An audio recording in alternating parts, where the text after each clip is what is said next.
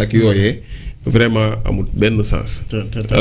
exactement alors assemblée nationale nag tey jii na doon voté li nga xam ne nag moo di résolution de mise en accusation bi ministre de la justice dugaloon jëmale ko rek ci ministre bii di wala ancien ministre bii di Moussa Bocar Thiam daanaka boobule résolution de mise en accusation voté nañ ko ba assemblée nationale daal dina ko adopté mais aussi. lu ñu koy toppee lu ci mel ni association de malfaiteurs détournement de deniers publics ak li nga xam ne nag moo di blanchiment de capitaux loolee nañu mën a jàpp si ab tënk ñeel li nga xam ne nag moo di résolution de mise en accusation bu noonu voté nag tey jii jëmale ko ci ministre bi di Moussa Bocar Thiam donc loolu c'est acté moom dina jàkkaarloog ñi nga xam ne nag ñoo di waa haute cour de justice. Moussa Bocar Thiam da démb defoon na aw postam ne ça sera annulé. ñun la ñu yab rek ñun la ñu yab rek. ñun la ñuy fooyee. léegi lan moo ci des Mohamed jour bi ñu koy convoqué. kase moo ci des. na nga am nag la haute cour. Thiam. nee na mu ngi ñëw. lu mu gaaw gaaw yegg seegut ba tey. bu doon nee na mu ngi ñëw fa. tey moom Dubaay la yeewoo moom. tey moom ma nga Dubaay. bu doon mu ngi ñëw. heure bii war na koo fekk fii Dubaay ak fii matul 2 jours. non bi ñu defee mise en révolution si la bind yi affaire yi ne maa ngi nii waaj ñëw. waaw. waaye daal. nga fi gaaw gis de. espérons ko Thiam di nga ñëw. nu rafet njortu rek. nanu rafet njortu. espérons que Thiam doo bokk ci ñiy daw. bu dee dawloo ba noppi. toog fële yóbbante galgal Facebook. jaar ci Mark Zuckerberg. wala ñooñee yóbbante saw galgal yomb na moom. waaye Moussa Bocar. espérons que di nga ñëw. bi décision bi amee lii la Moussa wax bi nu voté ba noppi. Moussa mu ne prendre acte de la décision illégale de l'Assemblée nationale me traduisant devant la haute cour de justice en violation flagrante de la Constitution. Néanmoins, en bon républicain, je prends immédiatement des congés professionnels. li yàgg na. bii tey la. bii tey la ko waxaat. au niveau de notre cabinet chaque jour nag mu préciser notre cabinet chaque jour. xanaa mooy cabinet wu Macky Sall bi. xanaa mooy cabinet wu Macky Sall bi mu waxoon ne da koy taxawal. mën naa ne de. Moussa daal alaaji.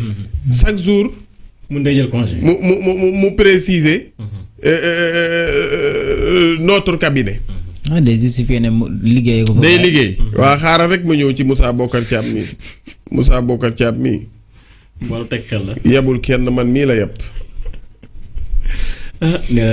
mu ne je prends congé immédiatement des congés professionnels au niveau. de notre cabinet dans le Golfe pour venir au Sénégal me mettre à disposition de la justice man de xaw ma boo defut lii looy def. Thiam boo ñëwul. bokk ci ñi daw rek. ñaar kay nga am ñëw mbaa daw. waaw te espérons que nag réy làmmiñ gi nga fi réyoon làmmiñ.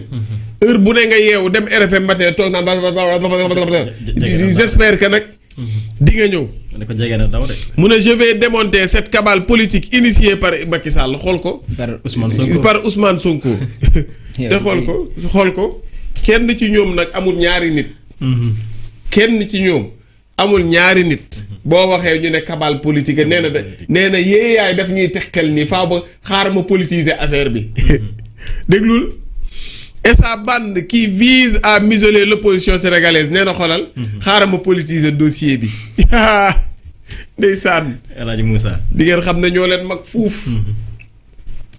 à travers la diabolisation et le règlement de compte xool ko. règlement de compte kon yow am nga compte yoo fi bàyyi ba nit ñi war koo régler yow. bu assemblée pare kon al askan wi rek. ma ne. kon moom am na compte yu mu fi bàyyi ba nit ñi war koo régler ak yow. am na fi compte waaw bu dee rek fee bàyyi compte nag Moussa Bocar. compte internet bi kay am na. nit ñi dinañ ko régler ak yow ba mu saf sap ku régler seeni compte nag ngeen bañ. mu ne de compte politique pour masquer leur incompétence et leur limite face à la demande sociale. yaa ngi ñëw. waaw baax na. l'essentiel daal alaaji. wax ji mooy. lii nga xamante ne moom la ñu tuddee. détournement présumé 2 milliards. Moussa Bocar Thiam daal dañu koy njortu ne moom mii la tax tey ñu yóbbu ko ci haute cour de justice dañuy njortu ne moom détourné na lu toll ci 1 milliard loolu la ñu koy toppee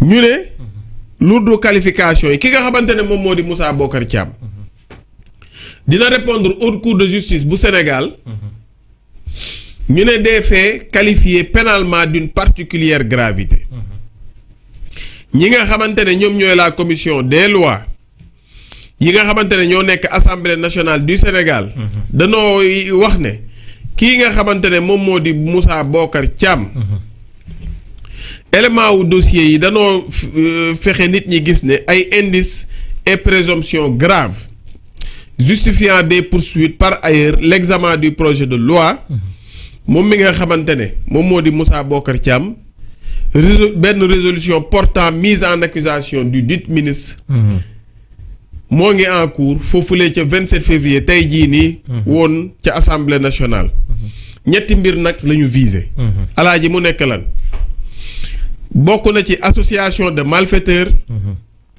alaaji détournement de deniers publics et blanchiment de capitaux moom mi nga xamante ne moom moo di Moussa Bocar Thiam dossier bii nag député yi examiné ko ba noppi def ay investigation ñu mentionné implication plusieurs acteurs ay responsables administratifs ay opérateurs économiques ci benn schéma présumé boo xamante ne dafa conduire ci benn joxe boo xamante ne nit ñu joxe woon nañ ko ay chèques de mobilisation de fonds publics lii nag dañu ko def en dehors des procédures normales de passation de marché maanaam jaaratu yoon waaw moom mii di Moussa Bocar Thiam l'association de malfaiteurs moom mooy permettre ñu appréhender pénalement la dimension collective de l'organisation supposée maanaam daal ñëpp ñu ci laale yëfik mbooloo ñëpp ñu ci laale dinañ ko jàpp ci mbir mii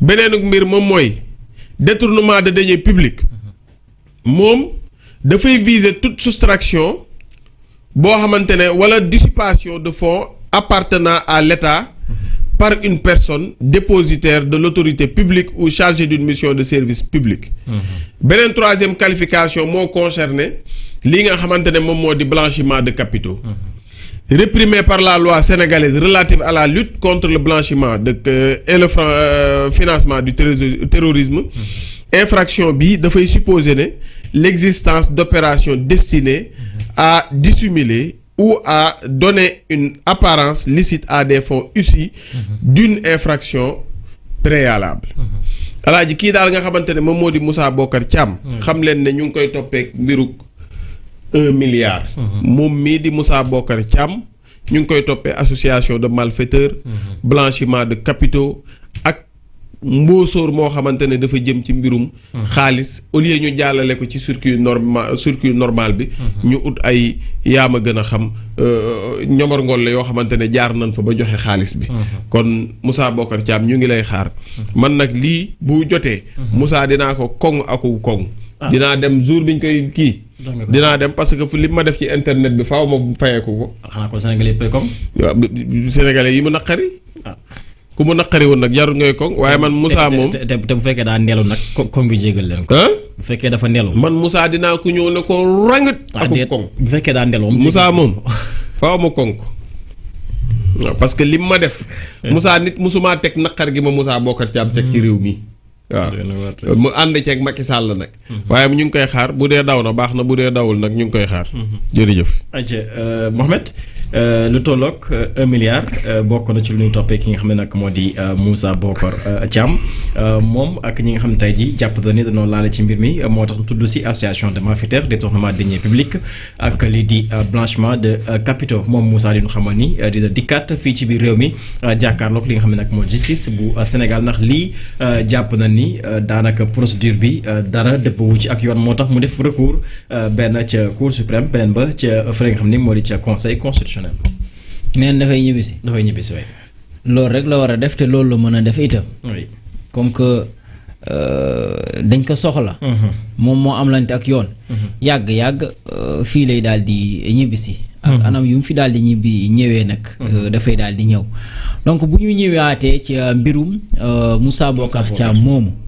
dafay baax ñu fàttali tuuti la nga xam te ne moom lañ koy daal di toppee. parce que moom Moussa Bocar Thiam ca lañ koy tudd. bokk na ci mbirum parc des technologies numériques. bi nga xam te ne kon dañ ko daal di tuddee. Connect Park. nga xam te ne foofee ca Diamniadio foofu lañ ko waroon a def. ñu ne lan moo ci dugal ki nga xam te ne moom moo di Moussa Bocar Thiam. à l'époque mu nekkoon ministre bi yore woon lépp lu jëm ci mbirum communication. télécommunication et de l'économie numérique. ba tey pôle judiciaire financier. soxla ko ci mbir moomu ba jaral le procureur financier daal di bind bataaxal. jagleel ko ki nga xamante ne moom moo di le président de l'Assemblée nationale. ngir ñu defal ko résolution de mise en accusation devant la haute cour de justice. pour Moussa Bocar Thiam ci ngir ñu mën a ko daal di jot ci moom bu leen ko assemblée bi daal di autoriser. parce que di rappeler ne. dafa am la nga xam ne moo di immunité. comme ni député yi amee immunité moom en tant que ancien ministre. noonu la amee immunité parce que du xëy na cour yëpp wala kii juridiction yëpp ñoom ñoo ko mën a déglu. en tant que ancien ministre wala bu fekkee ne ça a été un président. ñi nga xam te ne ñoo di waa haute cour de justice. ñoom képp ñoom ñoo ko mën a daal di déglu ci li nga xam ne ci liñ koy toppee. maintenant. moom Moussa du moom rek. lañ ciy tudd. parce que am na ñeneen ñoo xam te ne ñu ngi leen ci doon tudd. ba jamono jii ñu ngi ci loxol yoon. am na ñu nekk ñu ne place mandat. am na si ñaar ñoo xam te ne ba jamono jii ñu ngi si sous mandat de dépôt. te am na si koo xam ne bi ko enquêteurs yi laajee. moom la mu wax buñ ko toppee dafay gën a dugal ki nga xam ne di Moussa Bocar Thiam. parce que ñi lee nekkoon ay collaborateur am lañu. ci la nga xam ne ci ministère boobee mën na si tudd